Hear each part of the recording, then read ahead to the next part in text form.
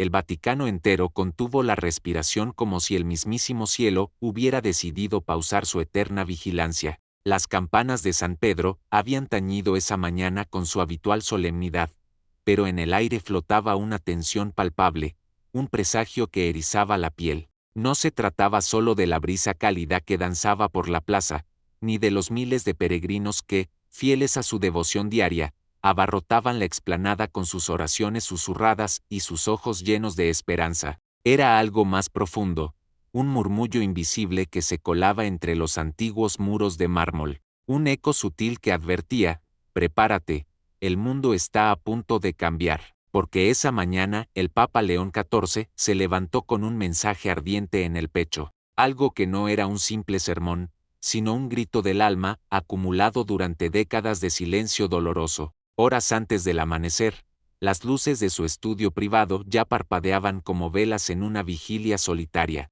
Se rumorea que pasó la noche entera inclinado sobre su escritorio de roble centenario, sin la compañía de asesores ni traductores, sin nadie que diluyera su pasión, solo él, su fe inquebrantable y una furia santa que había sido contenida como un río a punto de desbordarse. Cuando su secretario personal entró con una taza de café humeante, el Papa levantó la mano con una determinación que helaba la sangre y murmuró: «Hoy no será como los demás días». Nadie en su círculo íntimo comprendía el peso de esas palabras, ni siquiera los más cercanos confidentes. Hasta ese momento, León XIV había sido percibido como un reformador sutil, un hombre que susurraba cambios en los pasillos del poder eclesial. Sí, había abogado por un regreso a las raíces de la fe y había impulsado movimientos controvertidos, pero siempre envueltos en la delicada tela de la diplomacia vaticana, sin rupturas abruptas. Hasta hoy, la audiencia en la majestuosa Sala Clementina estaba programada como un evento rutinario, un discurso pastoral para obispos, cardenales y un puñado de representantes laicos. Lo habitual, sonrisas forzadas, protocolos rígidos, aplausos medidos. Nadie anticipaba la tormenta que se avecinaba. Nadie imaginaba que el aire se cargaría de electricidad como antes de un rayo. Pero cuando León XIV irrumpió en la sala, no ofreció saludos cordiales. No sonrió con benevolencia, ni siquiera se detuvo a bendecir a los presentes como dictaba la costumbre ancestral. Caminó con pasos firmes y decididos hacia el micrófono. Colocó sus hojas manuscritas sobre el atril y, por unos segundos eternos, simplemente observó a la audiencia con ojos que parecían perforar almas. El silencio se hizo absoluto, opresivo, como si el tiempo mismo se hubiera detenido, y entonces,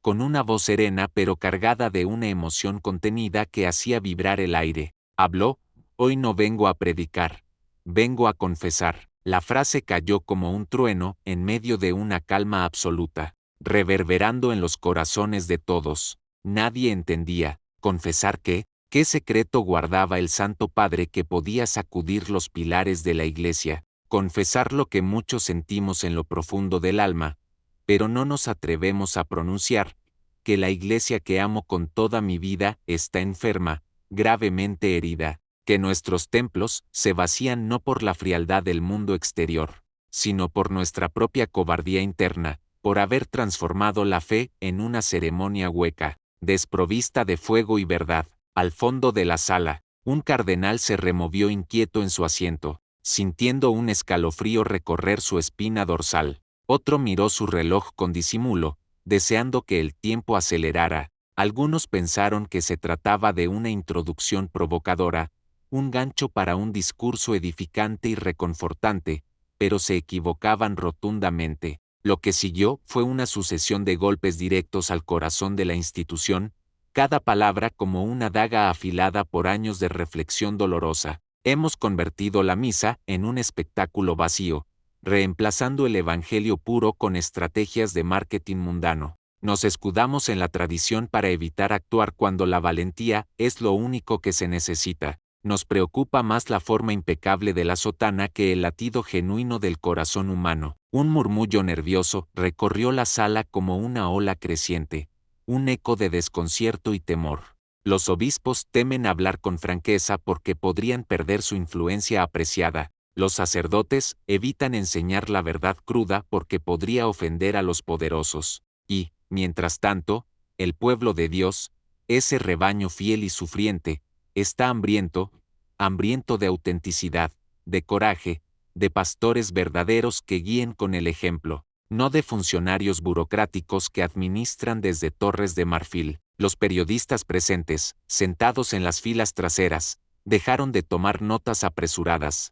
Algunos activaron grabadoras discretas, sintiendo en sus venas que estaban ante un momento histórico que cambiaría el curso de la fe. León XIV continuó sin pausa, su voz ganando intensidad emocional, como un río que finalmente rompe el dique. En nombre de la unidad hemos permitido la tibieza que enfría las almas. En nombre del respeto hemos tolerado la corrupción que pudre desde adentro. En nombre de la misericordia hemos callado frente al pecado flagrante. Pero una misericordia sin verdad es una mentira piadosa, y el silencio ante el mal es la más vil complicidad. Era como si cada palabra hubiera sido forjada en el fuego de una convicción profunda, afilada con precisión quirúrgica para cortar las cadenas invisibles. Lo más desconcertante era su tono. No gritaba con ira descontrolada, no gesticulaba con enojo, solo una calma aterradora, como la de un padre que, con el corazón destrozado,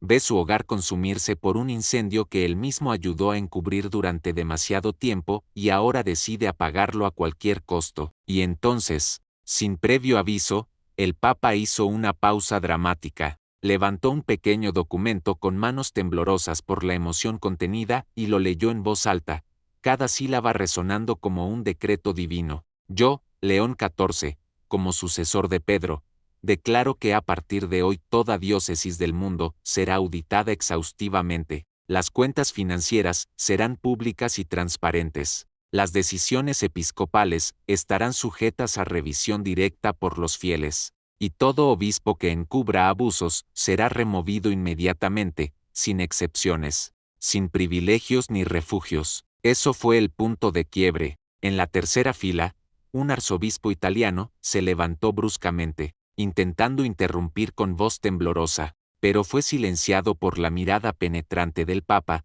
una mirada que transmitía no solo autoridad, sino un dolor compartido. Se rumorea que un cardenal con ambiciones papales abandonó la sala sin disimular su enfado, sus pasos resonando como un presagio de divisiones futuras. Pero León no se detuvo, su voz se elevó con una pasión renovada, y quiero que quede claro algo más, algo que arde en mi espíritu. A partir de hoy, el Vaticano no servirá al poder terrenal, sino a la verdad eterna. No será más un palacio opulento, sino un campo de batalla espiritual, no para combatir contra personas de carne y hueso, sino contra las sombras que han infectado nuestra alma colectiva, el orgullo que ciega, la avaricia que corrompe, la indiferencia que mata el amor. En ese instante preciso, uno de los periodistas presentes, con el pulso acelerado por la adrenalina, publicó un tuit conciso pero explosivo, apenas 12 palabras que capturaban la esencia. El Papa acaba de declarar guerra al Vaticano desde su mismo corazón. En menos de 5 minutos, ese mensaje se propagó como un incendio forestal, colapsando las redes sociales con hashtags como Papa León, Reformaya y Iglesia Despierta. Las noticias se difundían a velocidad vertiginosa, más rápido de lo que los guardias suizos podían procesar o contener. Algunos escépticos pensaron que era una filtración falsa, un rumor malicioso, hasta que el Vaticano emitió un comunicado críptico pero confirmatorio: sus palabras son reales, su intención, firme e inquebrantable, mientras afuera la prensa internacional se agolpaba frente a los imponentes portones. Ansiosa por más detalles, dentro de la sala la tensión era palpable, un nudo en la garganta colectiva. Algunos asistentes confesaron después haber sentido un impulso irrefrenable de llorar,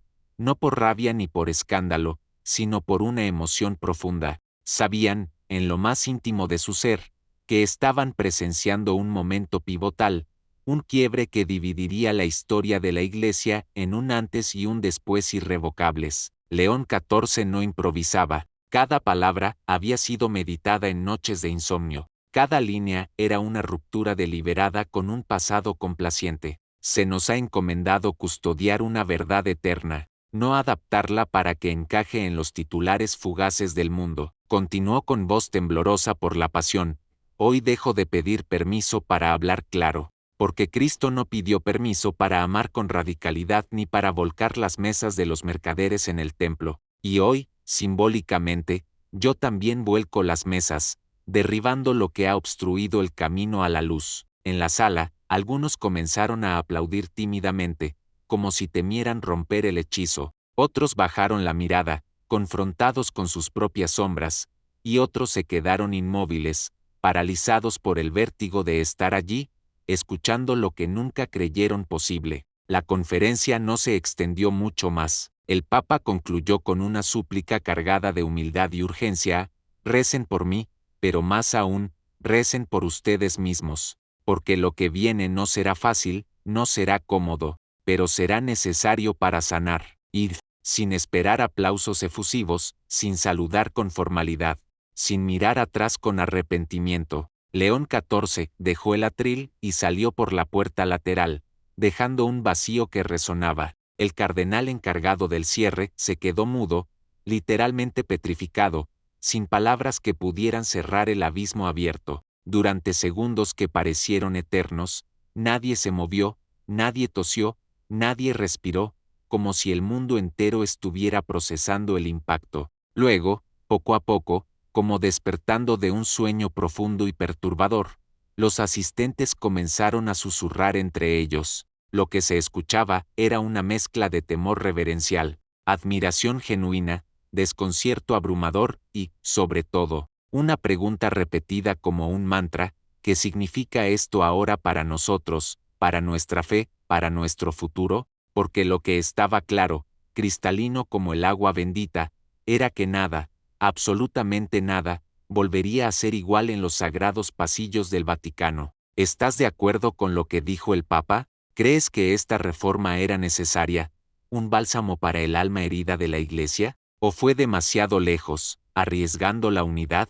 Déjanos tu opinión en los comentarios. Queremos saber qué piensas sobre este histórico discurso que está sacudiendo los cimientos mismos del Vaticano, como un terremoto espiritual que despierta conciencias dormidas. Horas después del discurso, el Vaticano seguía en un estado de conmoción absoluta, un torbellino de emociones que no cesaba. La plaza de San Pedro, normalmente un oasis de recogimiento y peregrinación serena, se había transformado en un hervidero. Periodistas con micrófonos en mano, cámaras enfocando cada rincón, fieles confundidos con rosarios apretados, grupos en oración ferviente, y debates acalorados que elevaban voces al cielo. Algunos lloraban lágrimas de catarsis, liberando años de frustración. Otros gritaban consignas de apoyo o protesta, y otros simplemente miraban hacia la imponente basílica, preguntándose si acababan de presenciar el nacimiento de una nueva era luminosa o el inicio de un cisma doloroso que dividiría familias espirituales.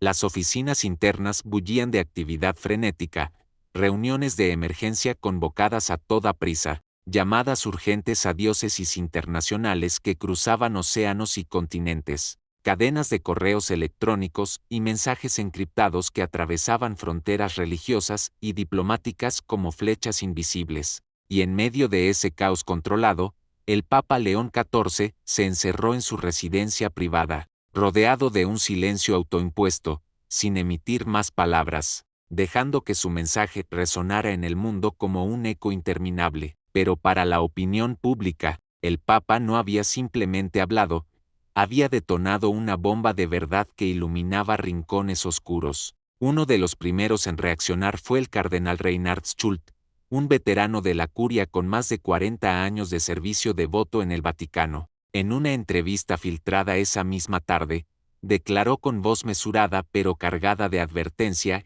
Su Santidad ha optado por la confrontación directa. Le pido respeto por las estructuras ancestrales que han sostenido la fe durante siglos. No podemos derribar un templo entero solo para abrir una ventana. Sus palabras eran diplomáticas en la superficie, pero el mensaje subyacente era claro: una advertencia velada contra lo que percibía como un exceso peligroso. Y no fue el único en alzar la voz con cautela. Desde América Latina, Asia, África y Europa se escuchaban ecos de líderes eclesiásticos pidiendo mesura, equilibrio, no un cambio tan abrupto que pudiera fracturar la unidad.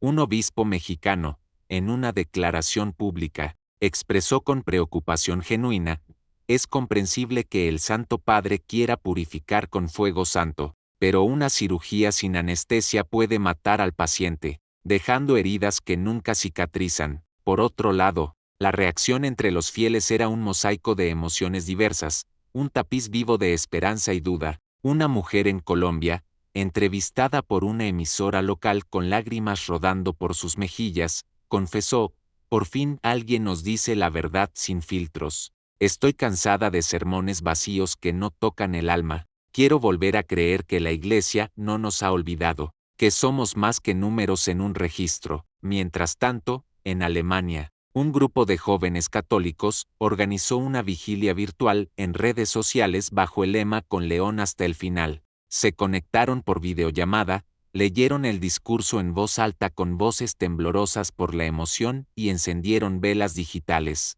sintiendo que lo que acababan de oír era lo más cercano a un nuevo concilio vaticano, un renacimiento espiritual. Y, sin embargo, no todos lo vieron como una renovación bendita. En Estados Unidos, medios conservadores lo acusaron de destruir el tejido doctrinal milenario y exigieron su renuncia inmediata, tildándolo de usurpador progresista que traicionaba la esencia. Otros medios liberales celebraron la ruptura con una sonrisa cínica, hermosas palabras cargadas de pasión.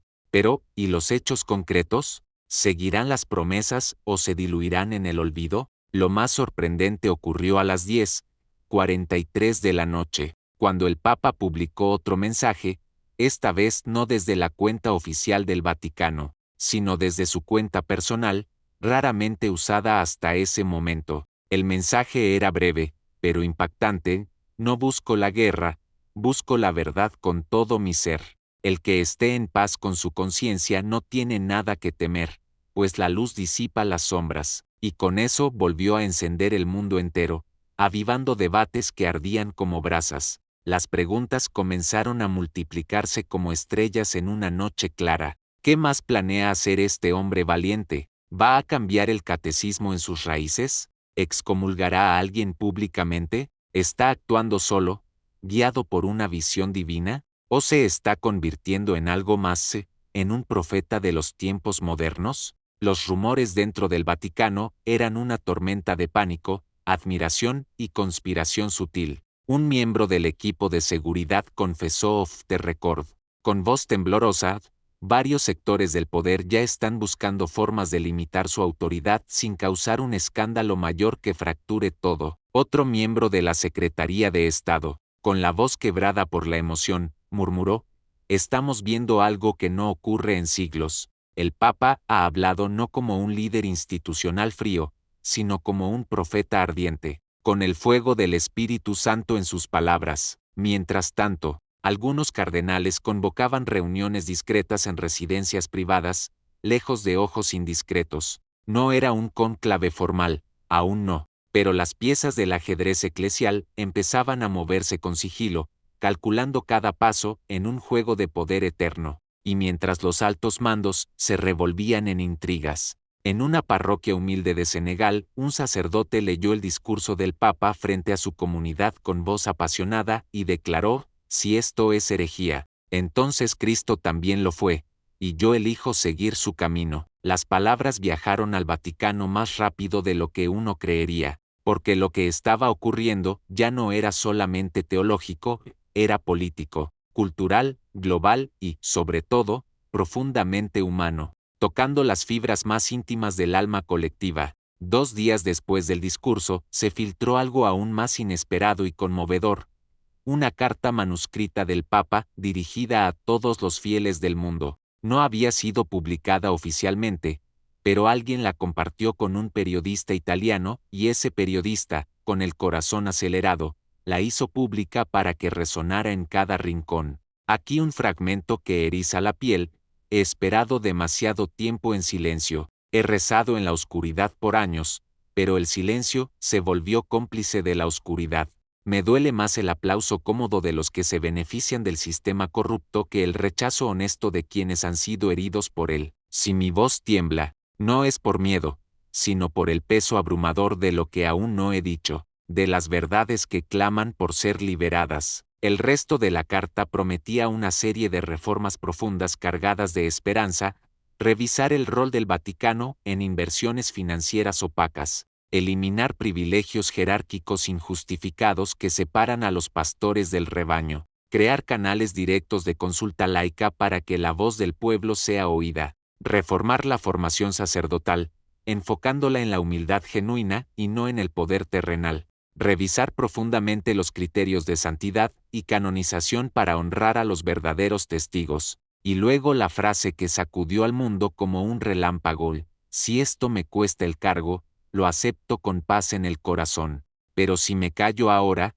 me costaría el alma eterna. La división interna a esa altura ya no era una simple controversia susurrada, era una batalla abierta, un choque de titanes espirituales que dividía corazones. Por un lado, se empezaban a formar los llamados leonistas, obispos, sacerdotes, religiosos y laicos que apoyaban abiertamente al Papa con fervor, viéndolo como un nuevo Francisco de Asís, un santo vivo que traía reforma verdadera, valentía inquebrantable y limpieza espiritual profunda. Hablaban de renovación auténtica, de coraje profético, de un renacer que sanaría heridas antiguas. Por el otro, los autodenominados custodios de la tradición, que consideraban que León XIV estaba destrozando siglos de teología sagrada solo para ganar aprobación mediática efímera, lo acusaban de populista, de traidor a la esencia, de poner en riesgo la unidad misma de la Iglesia Universal con su pasión desmedida, y lo más preocupante era que esta división no seguía líneas geográficas, culturales ni de edad. Era un corte transversal que hería a todos por igual. Había leonistas de 70 años en los pasillos de Roma, llenos de sabiduría acumulada, y custodios de 25 en las favelas de Brasil, defendiendo lo que creían eterno. Había monjas enfrentadas entre sí en conventos silenciosos, seminaristas que dejaban de hablarse en los claustros, curas que se negaban a leer el discurso en sus parroquias por temor al caos, y otros que lo imprimían y lo repartían puerta por puerta, como si fuera un nuevo evangelio, un mensaje de salvación urgente. El sábado se convocó una reunión extraordinaria en la Congregación para la Doctrina de la Fe, un bastión de ortodoxia. El prefecto, un cardenal austríaco que había servido en 4 pontificados con lealtad inquebrantable, pidió mesura con voz calmada pero firme. Lo que el Papa ha dicho no es herejía, es confrontación cruda y necesaria, y nos guste o no, necesitamos escucharla con humildad, dejar que penetre en nuestros corazones endurecidos. Pero otros no eran tan diplomáticos, sus voces elevadas por la pasión defensiva. Uno de los presentes exigió con urgencia: debemos iniciar una revisión canónica inmediata de las declaraciones del Papa, y si mañana decide que el infierno es solo simbólico o que el celibato debe ser opcional, ¿quién lo detendrá entonces si no actuamos ahora? A lo que otro respondió con fuego en los ojos: ¿acaso alguien detuvo a Cristo cuando declaró que el sábado era para el hombre, y no el hombre para el sábado? El Papa ha hecho lo que muchos aquí se han negado a hacer por décadas: mirar a la corrupción a los ojos y gritar, basta, con el coraje de un mártir. Un silencio pesado cayó sobre la sala y entonces alguien mencionó la palabra que nadie quería pronunciar, pero que flotaba como un fantasma: cisma. Porque si esto continuaba, si el Papa seguía adelante con determinación, si las reformas se convertían en decretos inapelables, había una posibilidad real de que parte de la Iglesia se separara, no como una protesta menor y pasajera, sino como una fractura histórica que dejaría cicatrices eternas. Y al otro lado del mundo, en una humilde iglesia de Manila, un joven sacerdote miró a su comunidad con ojos llenos de esperanza y dijo algo que, sin saberlo, se repetiría en decenas de lenguas alrededor del globo: yo no sé qué va a pasar con Roma y sus torres, pero sí sé que alguien finalmente habló por nosotros, los olvidados, con una voz que resuena como la de los profetas antiguos. La mañana del domingo amaneció con un cielo gris sobre Roma, como si incluso el clima entendiera que la calma había desaparecido para siempre, dejando espacio a una tormenta de emociones. En la plaza, las multitudes no cesaban de llegar, un río humano de almas en busca de respuestas. Algunos portaban pancartas de apoyo al Papa, pintadas con manos temblorosas por la devoción. Otros exhibían carteles de protesta clamando por tradición. Había rezos colectivos que elevaban el espíritu, discusiones acaloradas que encendían pasiones, lágrimas de catarsis y cámaras por doquier, capturando cada instante para la posteridad. Pero dentro del Vaticano todo era aún más tenso, un nudo de intrigas y sentimientos encontrados. Se había convocado una sesión privada entre los jefes de dicasterios. Lo que debía ser una conversación serena entre pastores, se convirtió rápidamente en un campo de batalla verbal donde las palabras serían como espadas. El cardenal Girolamo de Milán, uno de los más influyentes con su sabiduría acumulada, levantó la voz con indignación: esto no es liderazgo espiritual genuino, es una cruzada personal, impulsada por emociones descontroladas. El Santo Padre está actuando sin el consenso de los obispos, sin consultar a los sucesores de los apóstoles. No somos súbditos obedientes, somos guardianes de la fe eterna. Del otro lado de la sala, el cardenal Matías dos Santos, de Brasil, replicó sin titubeos, su voz cargada de convicción ardiente: ¿desde cuándo la verdad necesita votos democráticos para ser válida? ¿Acaso Cristo pidió permiso para purificar el templo con látigo en mano? El Papa ha hecho lo que muchos aquí se han negado a hacer por décadas: confrontar la corrupción con ojos abiertos y corazón valiente. La temperatura subió rápidamente, un calor emocional que hacía sudar a los presentes. Algunos propusieron formar un comité para evaluar las palabras del Papa con calma racional. Otros se preguntaban en voz baja si era posible establecer límites institucionales a su autoridad temporal sin crear un escándalo que reverberara en el mundo. Incluso hubo una sugerencia velada, susurrada con temor: convocar una reunión de cardenales fuera del Vaticano, lejos de influencias. Esa palabra no se dijo en voz alta, pero todos la pensaron con un escalofrío: conspiración. Mientras tanto, León XIV estaba en la capilla privada de Santa Marta, solo, arrodillado en oración profunda,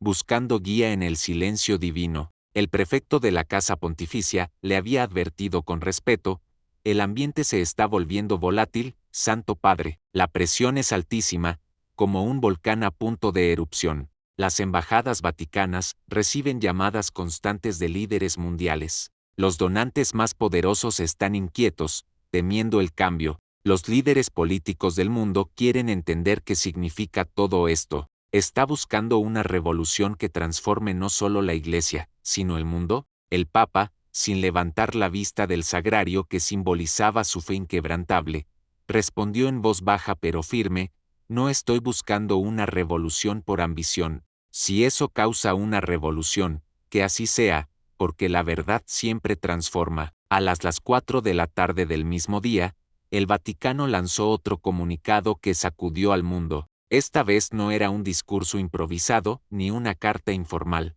Era un documento oficial firmado, sellado y titulado Ecclesia Purgata, el camino de la Iglesia redimida. Fue enviado en simultáneo a cada diócesis del mundo, traducido a 38 idiomas, distribuido en PDF accesible, impreso en papel sagrado y leído en voz alta en las catedrales más importantes del planeta, como un llamado universal. El texto comenzaba con una frase inquietante que calaba hondo: la Iglesia no necesita una modernización superficial, necesita una purificación profunda, un regreso al fuego original. Lo que siguió fue una serie de decretos que sacudieron los cimientos administrativos y doctrinales del catolicismo, cada uno cargado de una lógica implacable y una emoción transformadora. Algunos puntos clave fueron expandidos con detalles que invitaban a la reflexión. Auditorías obligatorias para cada diócesis con informes financieros anuales completos, revisados por auditores externos independientes, sin afiliación eclesial, para que la transparencia sea un acto de fe. Creación de un nuevo Consejo Laico Mundial, un organismo internacional de fieles, sin votos clericales que podría emitir observaciones públicas sobre las decisiones del Vaticano, dando voz a los silenciados. Revisión de nominaciones. Todas las nuevas designaciones episcopales deberán pasar por un proceso abierto de consulta diocesana, acabando con las recomendaciones secretas que han fomentado nepotismos. Transparencia sobre abusos. Todo encubrimiento comprobado implicará destitución automática, sin posibilidad de refugio institucional ni traslado a otro país, para que la justicia sea tan divina como humana. Formación sacerdotal radicalmente reformada, más énfasis en psicología humana, formación emocional profunda, menos poder jerárquico, más servicio humilde al prójimo, prioridad pastoral sobre política. Los obispos que usen el púlpito para manipular votos o apoyar partidos perderán el derecho de predicar durante un año, recordando que el reino no es de este mundo. El documento terminaba con una declaración contundente que resonaba en el alma: durante demasiado tiempo, el Evangelio ha sido utilizado como escudo para esconder el miedo a la verdad. Desde hoy preferimos una iglesia más pequeña, más pobre y más honesta que una grande y podrida en silencio complaciente. Las reacciones fueron inmediatas y globales, ocupando portadas internacionales en The New York Times, El País, Le Monde, The Guardian, La Nación, todos con titulares similares. León XIV declara una guerra interna santa. En Estados Unidos, algunos obispos decidieron no leer el documento en sus parroquias, argumentando falta de claridad doctrinal. En Italia, varios curas jóvenes se organizaron y salieron a distribuirlo puerta por puerta, como si fuera pan bendito, un alimento para el espíritu hambriento. En Nigeria, miles salieron a las calles a marchar con pancartas que decían: "Gracias, Papa León", sus voces unidas en un coro de esperanza. En Alemania se presentó una moción en la conferencia episcopal para estudiar una separación administrativa de Roma, temiendo el cambio. En Argentina, el arzobispo de Córdoba ofreció su diócesis como modelo piloto para implementar las reformas con entusiasmo contagioso. La Iglesia se estaba dividiendo, no por odio visceral, sino por una herida antigua que había estado sangrando durante décadas y que ahora al fin había sido abierta por completo, para sanar o para infectarse aún más. Esa noche, una llamada anónima llegó a un cardenal retirado en Florencia. No se sabe exactamente quién la hizo, pero sí se sabe lo que se propuso con frialdad calculada: estamos reuniendo apoyos para declarar a León XIV mentalmente incapacitado para gobernar. Era la jugada más peligrosa, una maniobra extrema que solo se había insinuado con enorme cautela en casos de papas muy enfermos, pero ahora se hablaba abiertamente como un último recurso desesperado. Mientras tanto, en la habitación 2011 de la Casa Santa Marta, el Papa se preparaba para dormir con serenidad, a pesar del torbellino. Le entregaron un informe con las reacciones del mundo. Lo leyó en silencio, absorbiendo cada palabra con humildad.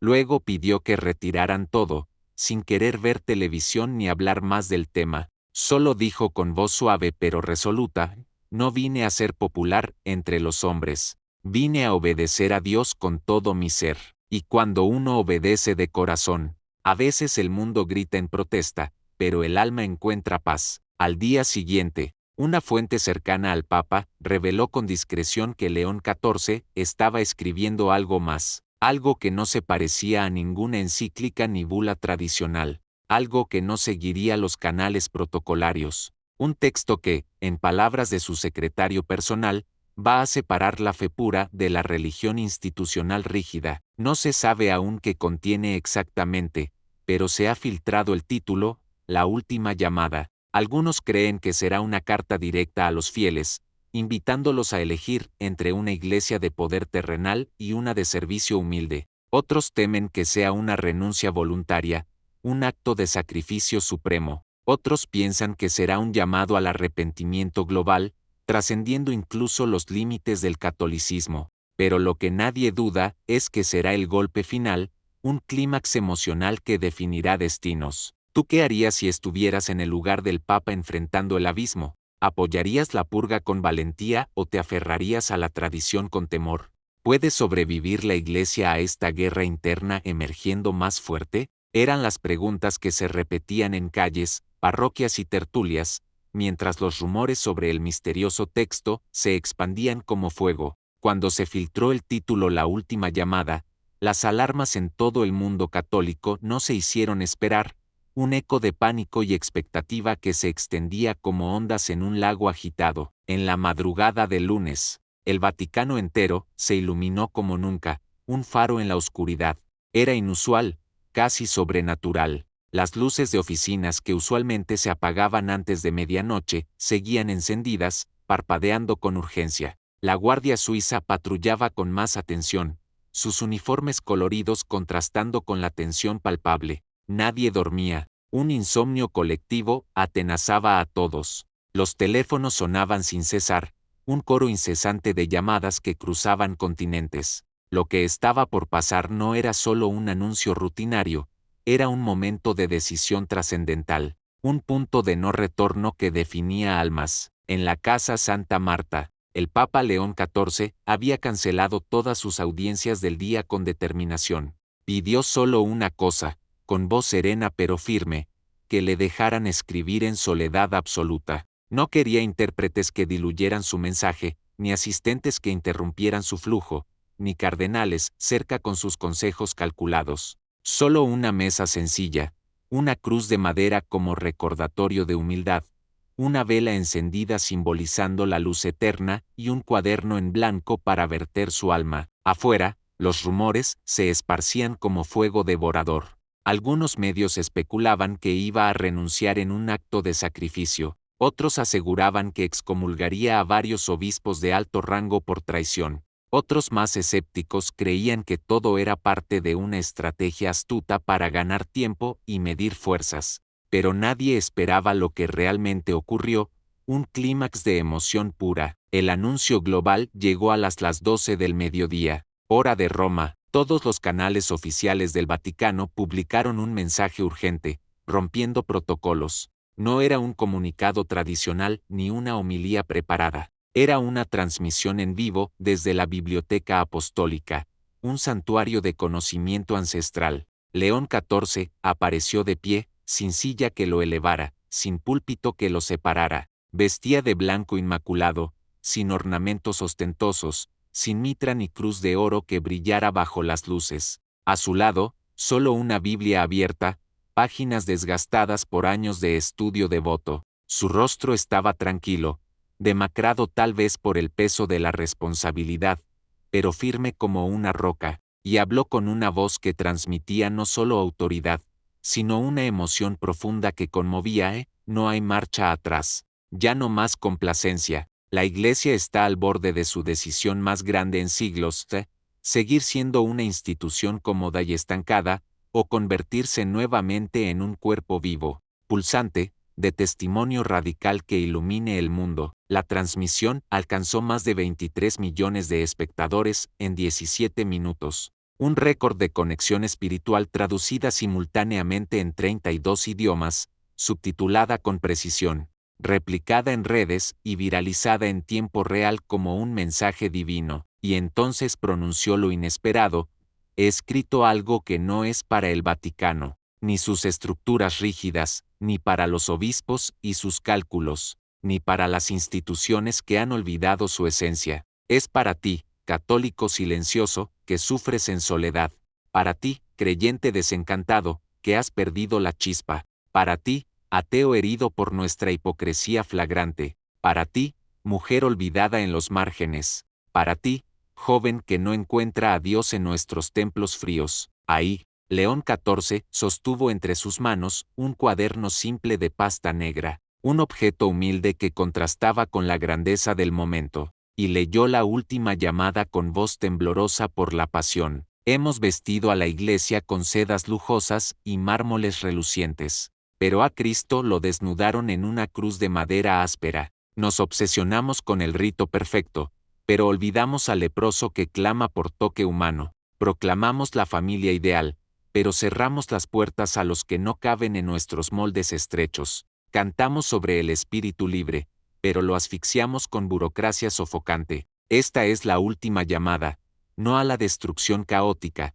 sino al regreso profundo, a la raíz viva, a la llama que arde sin consumirse, a la fe sin adornos superficiales, a la cruz sin aplausos mundanos. Si permaneces en silencio, seguirás siendo cómplice de la decadencia. Si hablas con coraje, prepárate para el fuego purificador.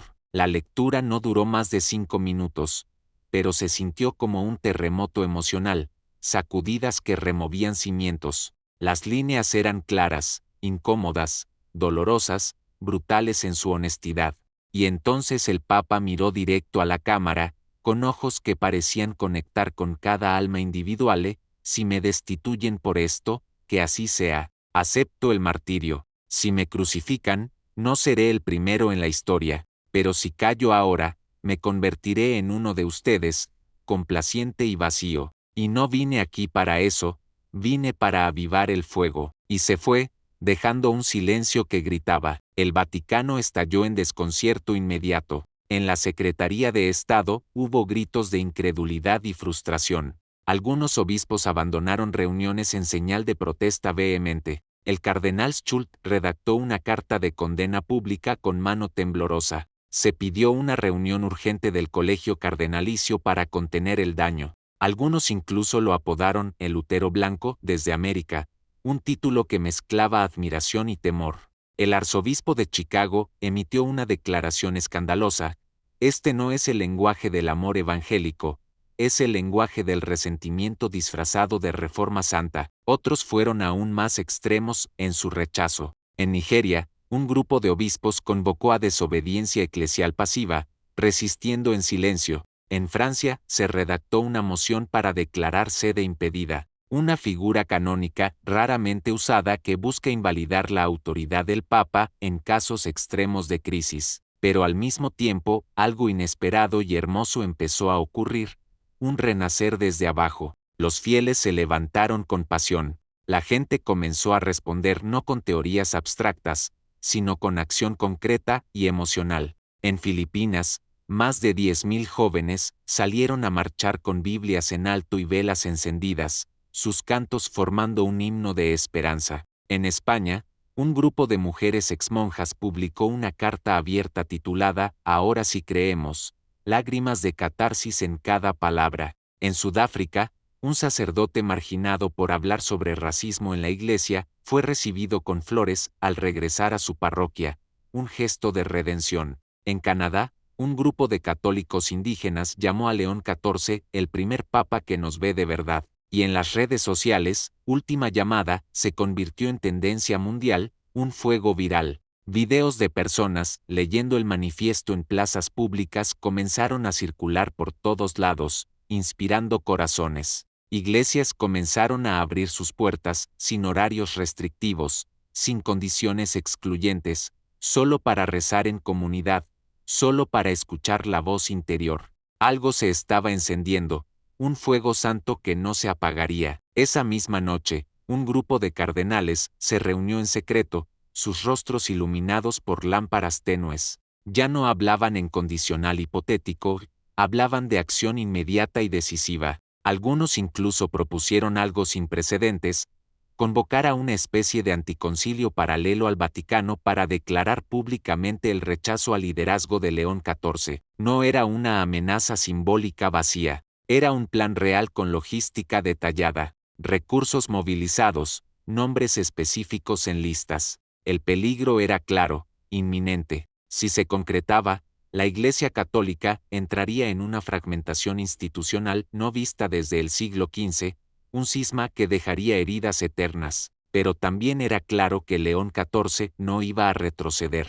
Su convicción era un muro inquebrantable. Y entonces llegó la carta a los obispos. A las 12 de la madrugada de ese martes, todos los obispos del mundo recibieron una carta personal. No era un decreto autoritario, era una pregunta que calaba el alma. ¿Dónde están ustedes? Así comenzaba, con simplicidad profética. Mientras el mundo me llama revolucionario con admiración o temor, ustedes callan en sus palacios. Mientras los fieles se debaten entre el miedo paralizante y la esperanza renacida, ustedes calculan riesgos como contadores. Están conmigo, con el pueblo sufriente, con la cruz auténtica. No necesito su lealtad ciega, necesito su verdad desnuda. Este es el momento en que la historia los recordará, no por su teología erudita, sino por su coraje visceral. La carta cerraba con 3 palabras escritas a mano, temblorosas por la emoción: elijan hoy, no mañana. La Iglesia Católica ha enfrentado inquisiciones crueles, cruzadas sangrientas, reformas y contrarreformas que moldearon eras y 2 milenios de crisis profundas, pero nunca, nunca algo tan íntimamente revolucionario desde su interior más sagrado, porque esta vez no se trataba de dogmas abstractos, se trataba de verdad cruda y miedo visceral, y de elegir entre una iglesia de mármol frío y una de carne viva, pulsante con humanidad. ¿Y tú elegiste? ¿Estás con el Papa en su búsqueda apasionada? ¿Estás en contra, defendiendo lo antiguo? ¿Estás confundido, navegando el torbellino? Déjanos tu voz. Tu palabra puede ser la llama que otros están esperando desesperadamente. La carta fue como un relámpago que partió en 2 la noche. Uno a uno comenzaron a llegar las respuestas, rompiendo el silencio que hablaba a volúmenes. De los casi 5.300 obispos que existen en todo el mundo, solo 47 respondieron públicamente en las primeras 24 horas, cada uno con su propia carga emocional. Algunos lo hicieron con valentía desnuda. El arzobispo Javier Fernández de Mendoza publicó un video desde su pequeña diócesis en el norte de Argentina. No leyó un comunicado formal ni citó doctrina erudita. Solo miró a la cámara con ojos húmedos y dijo: Santo Padre, yo estoy con usted. No con todo lo que dice palabra por palabra, pero sí con su dolor profundo, porque yo también lo siento en mis huesos, porque yo también estoy cansado de fingir que todo está bien en esta casa herida. Ese video fue compartido más de 12 millones de veces en TikTok, Facebook e Instagram, tocando corazones globales. Otros no fueron tan amables. Su rechazo cargado de amargura. El cardenal José Petrani, desde Nápoles, escribió en su cuenta oficial con firmeza: el Papa ha dejado de ser un pastor amoroso para convertirse en un juez severo, y no puedo caminar bajo la guía de un juez que cree saber más que la tradición misma acumulada por siglos de santos. Una de las respuestas más inesperadas y conmovedoras vino desde Vietnam. La obispa clandestina María Sen, no reconocida oficialmente por el Vaticano pero respetada por miles de fieles en la clandestinidad, rompió el silencio en una entrevista filtrada. No importa si Roma me acepta o no formalmente, por primera vez siento que Roma nos escucha de verdad, que ve nuestro sufrimiento oculto. Las reacciones del mundo, en los días posteriores, traspasaron los límites de la Iglesia, un río desbordado. Políticos, académicos, líderes religiosos de otras denominaciones y celebridades comenzaron a opinar con pasión. El Dalai Lama, en un gesto sin precedentes, envió una carta privada al Vaticano, más tarde filtrada por la prensa, en la que decía: cuando un líder religioso se sacrifica por la verdad con tal coraje, está más cerca del Buda que muchos que se dicen santos, iluminando el camino para todos. Una reconocida actriz de Hollywood publicó en su perfil, con voz quebrada en un video: soy atea, declarada, pero lo que este hombre está diciendo me hace llorar de emoción, me hace cuestionar todo. El expresidente de una nación africana declaró públicamente: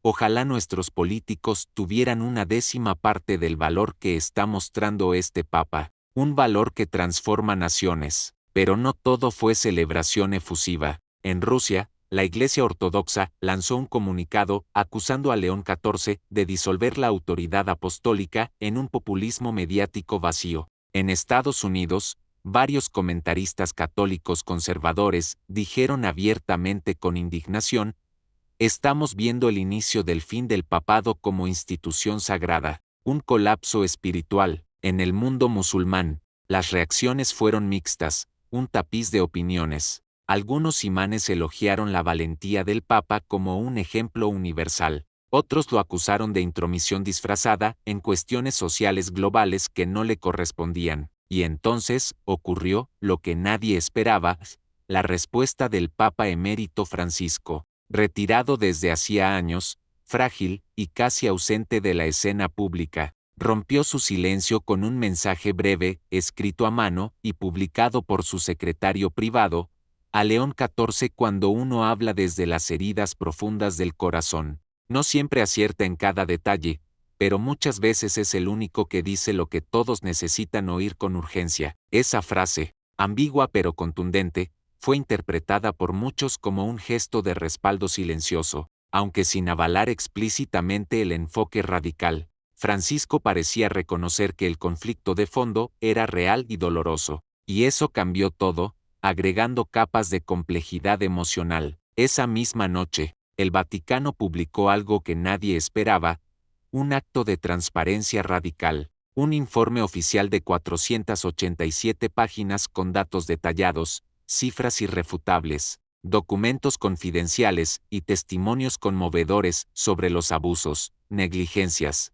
escándalos financieros y encubrimientos que se habían dado en distintas diócesis del mundo en los últimos 40 años. El informe estaba encabezado con una sola palabra que calaba el alma: perdón. Fue publicado en línea de acceso gratuito, traducido a todos los idiomas principales y entregado a cada diócesis con la orden directa de no esconder ni una sola página. Un acto de humildad colectiva. Este gesto sin precedentes fue interpretado por muchos como una confirmación de que León XIV no estaba improvisando por capricho. Estaba siguiendo un plan mucho más profundo, tal vez el más peligroso de todos, decir completo, sin más secretos, ni uno solo. No más secretos, ni uno solo, dijo el Papa en un breve comunicado que acompañaba el documento, su voz cargada de arrepentimiento genuino. Y entonces comenzaron a caer nombres: obispos, cardenales, directores de congregaciones,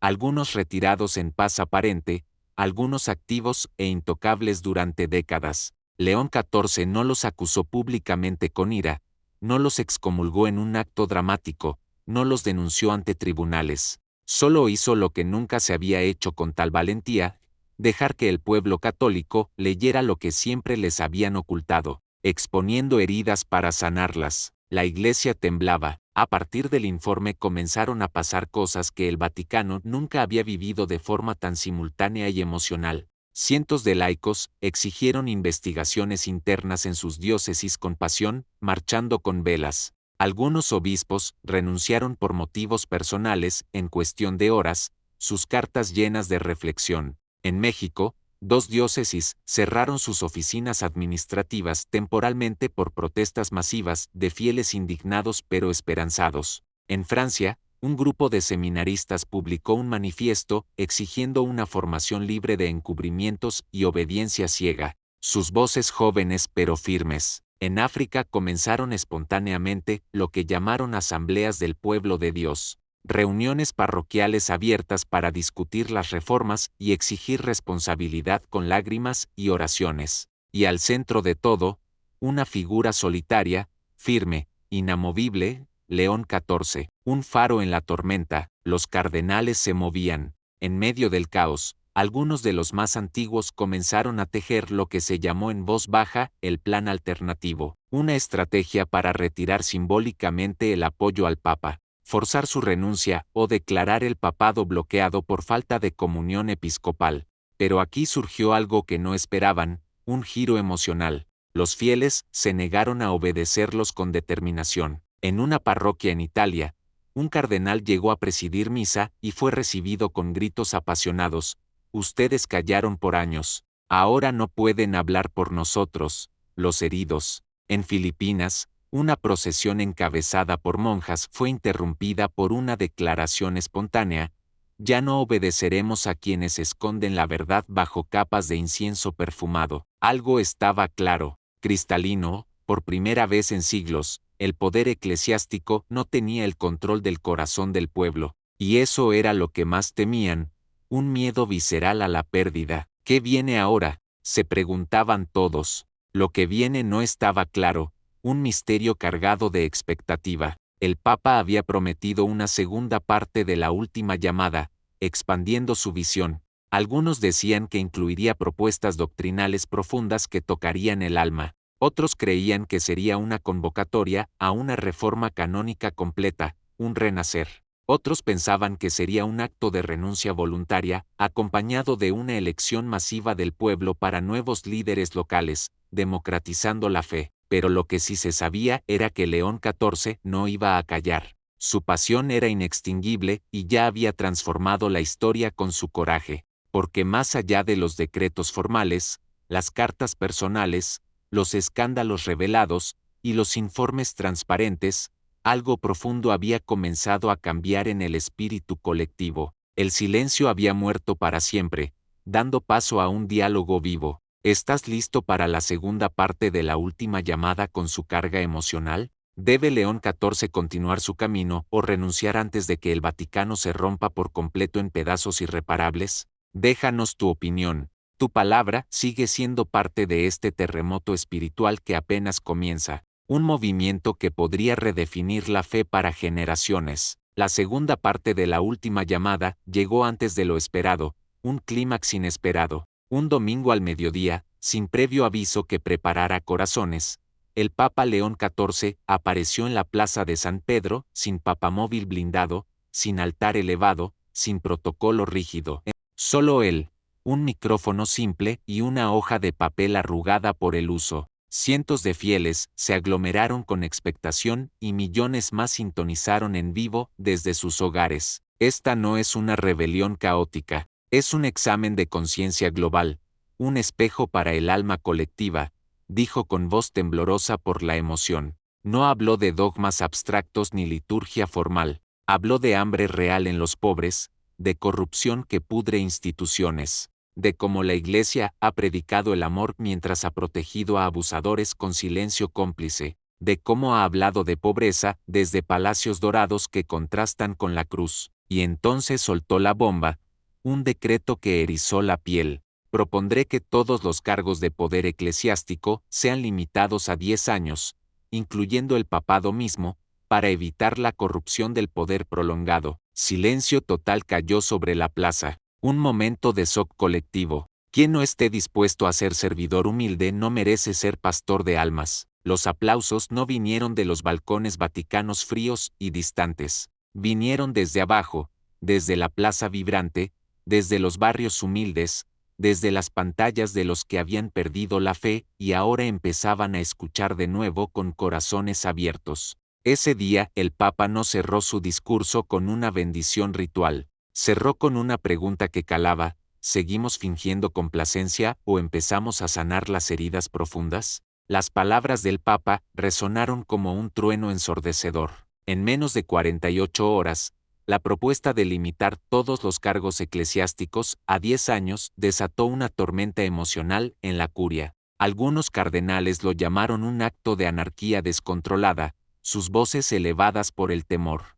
Otros se reunieron en privado para explorar procedimientos de emergencia canónica, sus rostros pálidos. Se hablaba, sin disimulo, de declarar al Papa mentalmente incompetente, un último recurso desesperado. Pero fuera de los muros vaticanos, la historia era distinta, un renacer desde las bases. En Buenos Aires, cientos de sacerdotes firmaron una carta abierta apoyando la reforma con entusiasmo, sus firmas un acto de fe. En Nigeria, un obispo anunció que dejaría su cargo voluntariamente como señal de obediencia evangélica, un sacrificio personal. En Corea del Sur, comunidades enteras organizaron vigilias de oración bajo el lema 10 años de poder, una vida de servicio, velas iluminando la noche. Y en Roma una imagen se volvió viral, una anciana colocando una vela frente a una estatua de San Pedro con un cartel escrito a mano: «Gracias por recordarnos por qué seguimos aquí»,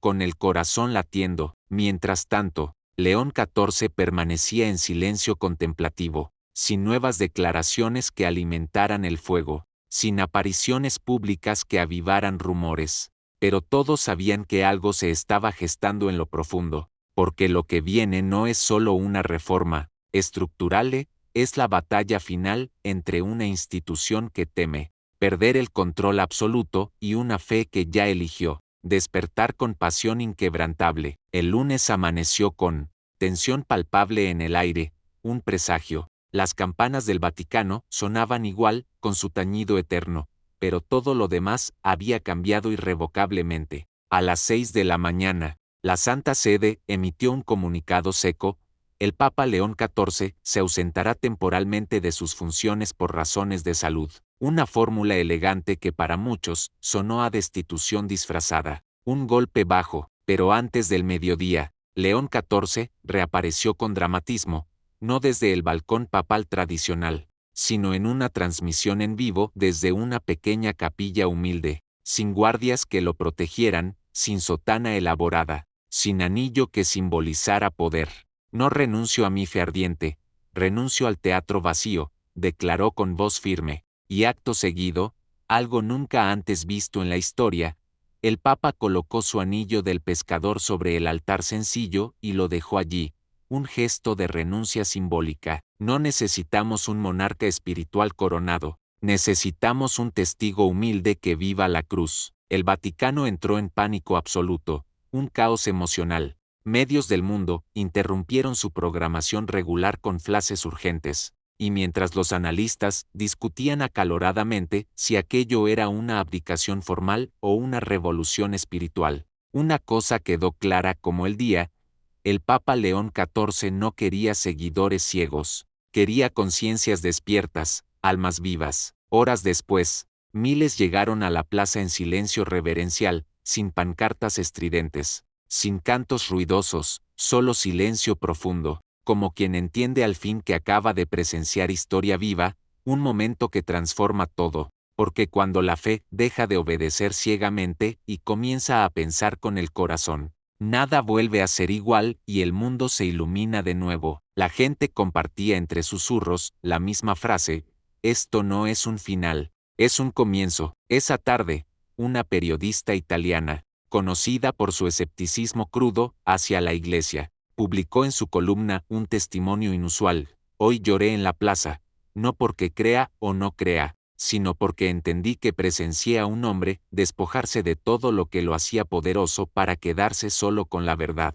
Y eso es revolucionario. Su artículo fue traducido a 20 idiomas y leído por millones, añadiendo aún más leña al fuego espiritual. En paralelo, se desató un debate canónico sin precedentes. ¿Qué significaba dejar el anillo del pescador sobre un altar? ¿Era una renuncia simbólica o formal? Los expertos en derecho canónico se dividieron. Algunos decían que no tenía validez jurídica si no se declaraba expresamente. Otros aseguraban que el gesto, en sí mismo, tenía más fuerza que 1000 documentos oficiales. Los cardenales más conservadores convocaron una reunión urgente, buscando la manera de declarar el papado en sede vacante, pero fueron frenados por la resistencia inesperada de obispos jóvenes que, inspirados por el gesto de humildad, se negaban a firmar nada contra León XIV. Él sigue siendo nuestro pastor. Si decide caminar sin corona, yo lo sigo igual, dijo un obispo africano en medio de la reunión, provocando un silencio incómodo. Al caer la noche, en varias ciudades del mundo, los fieles comenzaron a organizar vigilias espontáneas. En México, multitudes llenaron plazas con velas y rezos, proclamando: un papa sin anillo sigue siendo nuestro padre. En Filipinas, procesiones enteras se arrodillaron frente a pantallas gigantes transmitiendo en repetición el gesto histórico. En Francia, intelectuales laicos debatían en cafés si se trataba de la muerte del papado como lo conocían o del nacimiento de una nueva espiritualidad. Pero en los pasillos del Vaticano, el ambiente era otro. El prefecto de la Congregación para los Obispos declaró con voz grave: estamos al borde de un cisma, y si no actuamos pronto, perderemos el control para siempre. Sus palabras resonaron como un eco de miedo entre las paredes centenarias. Al día siguiente, las portadas de los diarios del mundo coincidían: el Papa que dejó su anillo. En Buenos Aires, un sacerdote joven comentaba en la homilía: ese gesto nos recuerda que el verdadero poder no está en los anillos ni en las coronas, sino en las manos que sirven. En Berlín, un teólogo protestante dijo en una entrevista: tal vez León XIV acaba de hacer lo que Lutero nunca pudo, reformar desde adentro con un acto de renuncia. Los foros digitales ardían de comentarios: es un loco, es un santo, es un traidor, es un profeta. Nadie quedaba indiferente. Mientras tanto, En la residencia papal improvisada en Santa Marta, León XIV se mantenía en oración profunda. Sus colaboradores más cercanos contaron después que no mostró ni un atisbo de miedo, solo cansancio físico y una serenidad luminosa. La paz que viene cuando uno ya no tiene nada que esconder, murmuró en voz baja mientras contemplaba un crucifijo de madera sencilla. La tensión crecía minuto a minuto. El Vaticano era un volcán. Afuera, los fieles se arrodillaban. Adentro, los cardenales conspiraban. Y en medio de todo, un anciano vestido de blanco, sin anillo, sin corona, seguía escribiendo en silencio la historia. Esa noche, las campanas de San Pedro repicaron a deshora, como si la propia ciudad hubiera perdido la noción del tiempo. Nadie sabía quién había dado la orden, pero los tañidos resonaron en la Roma nocturna como un eco de incertidumbre. Algunos lo interpretaron como un presagio de caos,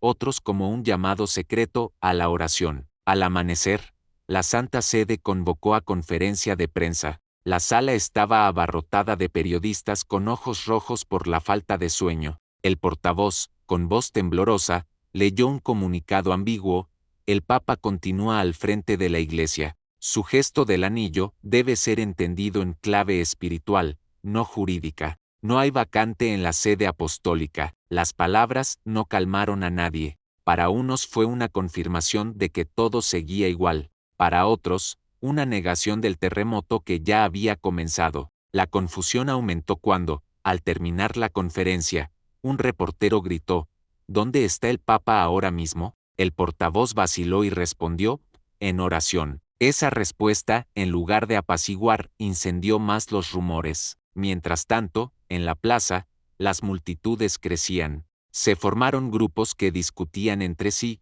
Unos exigían claridad inmediata, otros decían que la ambigüedad era la prueba de que el Papa estaba rompiendo cadenas. Una mujer mayor, con rosario en mano, gritó: si él deja el anillo para abrazarnos, yo también dejo mis joyas para abrazar la cruz. A su alrededor, decenas la imitaron, quitándose anillos y collares y colocándolos al pie de la basílica como ofrenda. Dentro del Vaticano, los cardenales más conservadores presionaban para que se convocara un cónclave de emergencia. Querían declarar oficialmente la incapacidad del Papa y elegir a un sucesor. Pero no había consenso. Varios cardenales jóvenes y otros provenientes del sur global se oponían ferozmente. No vamos a traicionar a un hombre que lo único que ha hecho es hablar la verdad, dijo uno de ellos con voz firme. Ese mismo día, León XIV rompió su silencio otra vez. No lo hizo con discursos preparados ni con transmisiones oficiales. Grabó un video casero con un teléfono, sin edición, sentado en una silla de madera sencilla, con una cruz detrás y un cuaderno abierto. Me han preguntado si he renunciado. No, he renunciado a los símbolos vacíos, no a la misión. El anillo se queda en el altar, porque el poder no me pertenece. Yo solo soy un servidor, y si para servir debo despojarme, lo haré una y mil veces. Ese video duraba apenas 4 minutos, pero en menos de 24 horas fue visto por 150 millones de personas. La autenticidad del gesto derrumbaba cualquier sofisticación mediática. Era un anciano vulnerable, pero con una fuerza que atravesaba pantallas. Las reacciones no tardaron. En Brasil, multitudes cantaban en las calles: un papa sin anillo, un pastor verdadero. En Polonia, sacerdotes organizaron procesiones tradicionales con cánticos solemnes, rezando para que el pontificado no terminara en caos. En Estados Unidos, comentaristas políticos discutían en noticieros si León XIV estaba iniciando una primavera católica o una anarquía eclesial. Mientras tanto, al interior del Vaticano, la lucha de poder alcanzaba niveles nunca vistos. Un bloque de cardenales filtró documentos internos para demostrar que el Papa había actuado sin consultar a nadie, buscando desacreditarlo. Pero esa filtración se volvió contra ellos.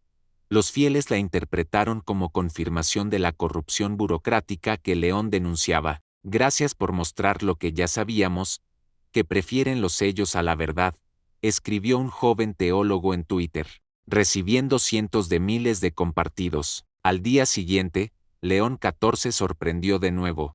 Convocó a misa abierta en la plaza de San Pedro, pero con una condición: no habría asientos reservados para cardenales ni prelados. Todos en el mismo suelo, porque todos somos polvo amado por Dios. La imagen fue devastadora para el protocolo: cardenales incómodos mezclados con mendigos, embajadores junto a campesinos, turistas arrodillados junto a religiosas. Esa misa fue descrita por un corresponsal como un desmantelamiento visual del poder. En su homilía, el Papa dijo: hoy celebramos no en mármol frío, sino en carne viva. La fe no se mide por cargos ni por sotanas, sino por la capacidad de llorar con el que llora y reír con el que ríe. Al terminar, se negó a dar la bendición desde lo alto. Caminó entre la multitud, tocando manos, escuchando lágrimas, recogiendo papeles con intenciones personales. Esa cercanía rompía la barrera de siglos entre el trono y el pueblo, pero a medida que el fervor popular crecía,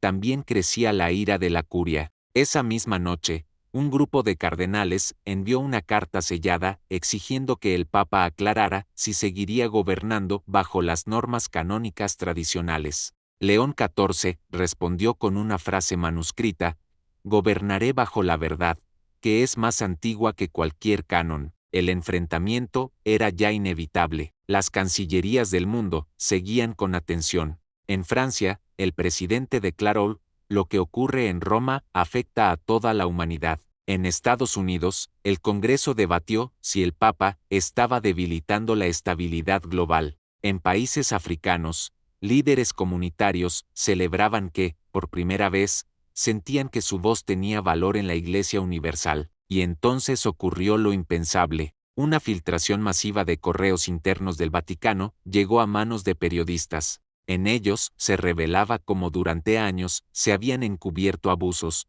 malversaciones y maniobras políticas para silenciar voces incómodas. Los documentos mostraban nombres, fechas, cifras. Era una bomba. León XIV no negó nada. Al contrario, apareció en cámara y dijo: sí, esto es real, y me duele más de lo que pueden imaginar. Pero ocultarlo sería matarnos en silencio. Prefiero que se sepa todo, aunque nos humille, porque solo la verdad libera. Ese gesto desarmó a críticos y devotos por igual. Un periodista alemán escribió: nunca en siglos un papa había expuesto la suciedad de su propia casa con tal brutalidad.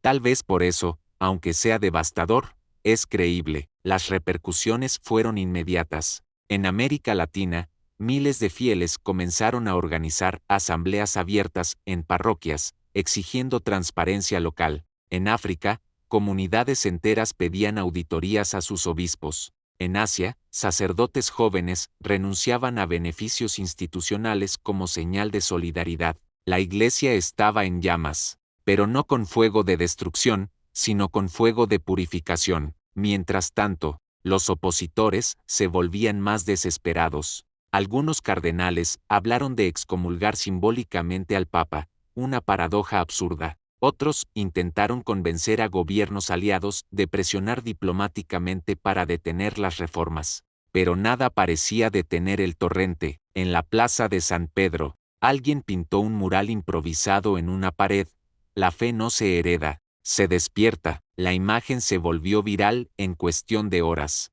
compartida con el hashtag Última Llamada. León XIV seguía sin miedo. En su cuaderno escribió una frase que más tarde circularía como profecía: si la Iglesia se divide, que sea porque algunos prefirieron las cadenas y otros eligieron la libertad. La tensión alcanzó su punto más alto cuando el Vaticano anunció una reunión extraordinaria del Colegio Cardenalicio. Los medios la bautizaron la Noche de las Dagas Espirituales. Se esperaba que allí se decidiera el futuro inmediato de León XIV. La sala se llenó de sotanas rojas, rostros tensos y miradas que evitaban encontrarse. El cardenal Girolamo abrió la sesión con tono grave: el Santo Padre ha actuado fuera de los cauces establecidos. Debemos salvaguardar la unidad de la Iglesia. Su discurso fue recibido con aplausos discretos por algunos, pero también con silencio gélido por otros. Luego tomó la palabra el cardenal Matías dos Santos. Con la voz encendida: unidad no es silencio ante el pecado, unidad no es encubrir lo que nos pudre, El Papa no nos ha dividido, nos ha mostrado que ya estábamos divididos por dentro. Su intervención provocó murmullos y gestos de incomodidad. La reunión se prolongó hasta la madrugada, sin consenso. Unos querían declarar al Papa incapaz, otros pedían paciencia, algunos clamaban por obediencia absoluta. El aire era denso, cargado de historia y miedo. Al final, no hubo resolución. Se pospuso la decisión, pero todos sabían que el choque era inminente. Mientras tanto, en las calles, el pueblo no esperaba resoluciones oficiales. Miles de fieles organizaron vigilias de oración frente al Vaticano, cantaban himnos, levantaban carteles con frases del Papa y encendían velas que iluminaban la plaza como un mar de estrellas. Era una imagen poderosa. La fe del pueblo se adelantaba a los cálculos de los poderosos. En medio de ese fervor, León XIV apareció de improviso en la plaza, sin aviso previo. Vestía una simple sotana blanca, sin escoltas, con un bastón de madera. Caminó entre la multitud como un pastor entre sus ovejas. La gente lo rodeó, algunos lloraban, otros intentaban tocarlo. El Papa alzó la voz: no teman, la verdad duele, pero no mata. El amor es más fuerte que cualquier decreto. Si quieren un futuro distinto, no esperen a Roma, empiecen en sus casas, en sus barrios, en sus corazones. Las imágenes dieron la vuelta al mundo en segundos. Los analistas políticos decían: nunca un papa había roto tanto el protocolo, nunca un papa había sido tan pueblo. Al día siguiente, la prensa internacional se dividía. Unos hablaban de el profeta del siglo XXI, otros de el destructor del orden milenario. En todo caso,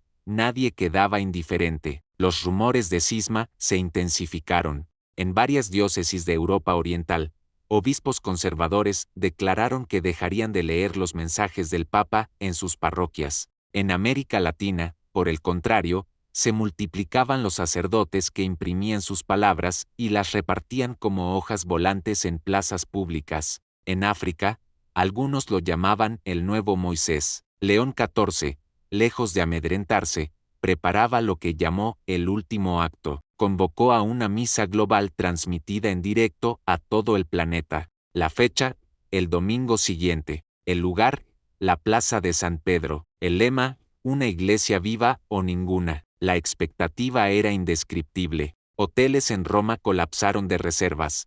Vuelos se llenaron. Caravanas de peregrinos llegaban desde todos los continentes. Los medios hablaban del día del juicio espiritual. La mañana del evento, la plaza estaba repleta como nunca. Millones seguían la transmisión desde sus hogares, con pantallas gigantes en plazas de México, Filipinas, Nigeria, España y Argentina. El ambiente era de mezcla entre misa, manifestación y revolución espiritual. El Papa apareció sin ornamentos, caminando despacio, apoyado en su bastón. Subió a un estrado sencillo, no al balcón. Guardó silencio durante largos minutos, hasta que la multitud también calló, como si todos entendieran que lo que iba a decir quedaría marcado para siempre. Hoy no hablo como pontífice, comenzó, hablo como hermano. Hoy no proclamo dogmas, proclamo verdades humanas. Nuestra iglesia está enferma porque olvidó llorar con los que sufren.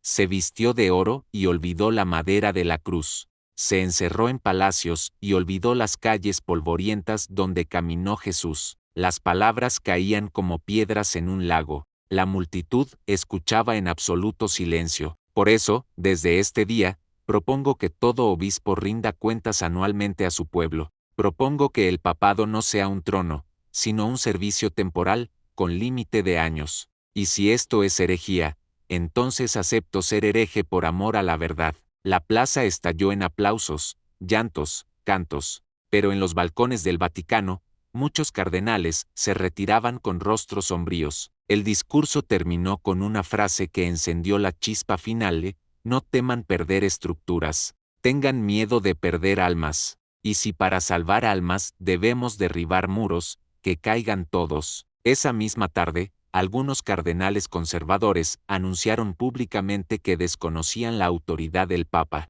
declararon la sede en estado de duda y llamaron a formar un consejo paralelo. Era el inicio formal de un cisma, pero al mismo tiempo, Miles de fieles en todo el mundo salieron a las calles con pancartas de apoyo. En Manila, multitudes gritaban, con León hasta el final. En Buenos Aires, se celebraban misas al aire libre con la foto del Papa en altares improvisados. En Roma, familias enteras dormían en la plaza como signo de resistencia espiritual. El mundo entero hablaba de Roma. Gobiernos, universidades, iglesias de otras denominaciones, todos opinaban. Algunos temían que la iglesia se fragmentara para siempre. Otros decían que estaban haciendo algo nuevo, más puro, más humano. Mientras tanto, León XIV rezaba en silencio en la capilla de Santa Marta. Según su secretario, se lo veía débil físicamente, pero con los ojos brillando como nunca. El fuego está encendido y nadie lo apagará, susurró antes de quedarse dormido esa noche.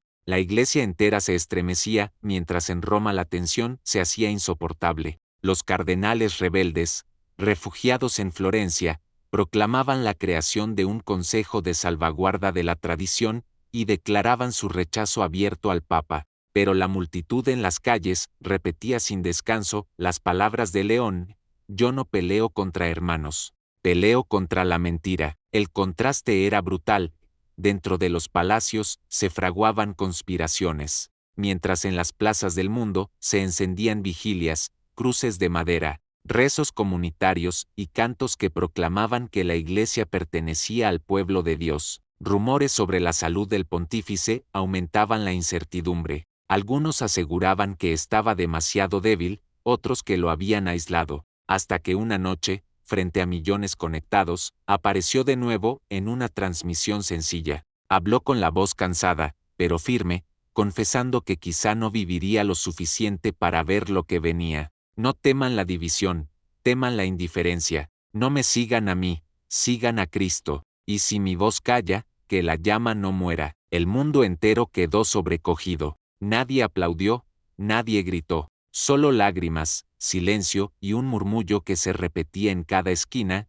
La fe había sido devuelta al pueblo. Los días siguientes, el anciano apareció otra vez en la plaza. Caminaba con dificultad, apoyado en su bastón, pero con la mirada encendida. Reconoció que lo habían llamado hereje y profeta en la misma frase, pero que lo único que importaba era que el pueblo no perdiera la esperanza. Entonces, en un gesto que sacudió a todos, colocó sobre el atril el crucifijo de madera que siempre llevaba consigo y se alejó sin decir adiós. La multitud estalló en llanto. Algunos lo vieron como la renuncia definitiva, otros como el nacimiento de un papado nuevo, despojado de ornamentos. En cualquier caso, el gesto era irreversible. El trono había quedado vacío, pero la cruz brillaba como nunca. El Vaticano hervía de discusiones. Seguía siendo papa, había abdicado, debía convocarse un cónclave, pero en las calles nadie dudaba. Prefiero un caos con verdad que un orden con mentira, se repetía de boca en boca. En todo el mundo, desde Buenos Aires hasta Manila, se levantaban cruces hechas con ramas, se pintaban murales con su rostro sencillo, se organizaban vigilias interminables. La gente ya no esperaba instrucciones, había decidido caminar por sí misma. Finalmente, el anciano habló una vez más, no desde el balcón ni desde la basílica, sino desde una pequeña capilla iluminada apenas por una vela. Su rostro estaba pálido, pero sus ojos ardían. He renunciado a los títulos, pero no a la misión. He dejado anillos y coronas, pero no el evangelio. Renuncio al poder vacío, no al amor que arde. No teman a los cambios, lo que es de Dios nunca muere. Cerró el cuaderno, levantó la vista y añadió: hoy no los bendigo desde arriba, hoy nos bendecimos mutuamente. Yo rezo por ustedes, recen por mí, y juntos recemos por esta iglesia rota, pero amada. Con voz apenas audible, pronunció sus últimas palabras públicas: no tengan miedo, Cristo ya venció, y la transmisión se apagó. Afuera, el mundo entero permanecía en silencio reverencial, consciente de haber presenciado el final de una era y el inicio de otra.